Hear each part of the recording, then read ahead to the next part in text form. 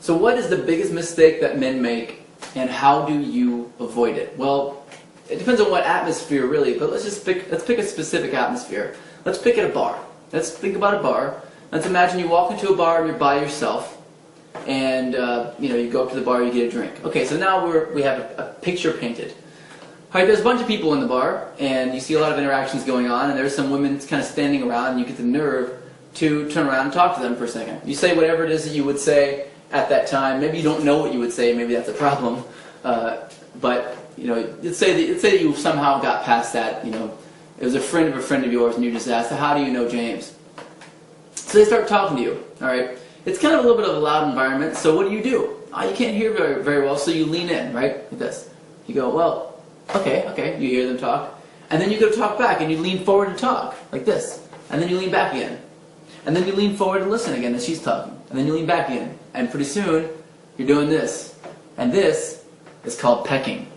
Pecking says to a woman subconsciously, "Hey, I'm not interesting or important enough for you to listen to. So, I'm going to bridge the gap as much as possible between my ear and your mouth and my mouth and your ear to make sure that you don't get bored by realizing I'm too much work and walk away. Because it's only a matter of time before you realize I'm not important or not interesting enough to talk to."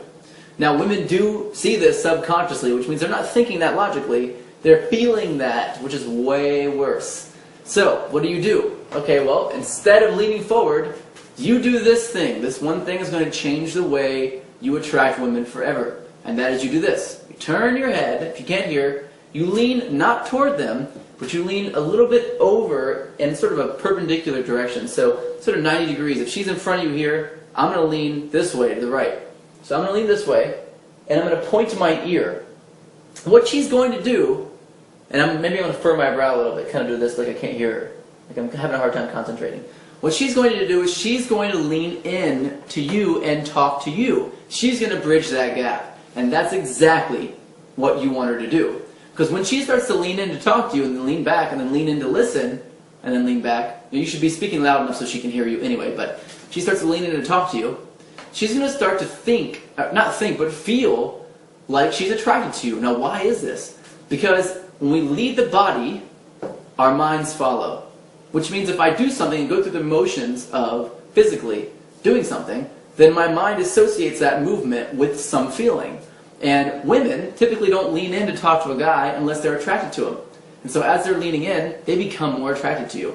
It's kind of a ninja technique, and I want you to use it. It's fantastic. It's how to avoid that one. I see this problem a lot.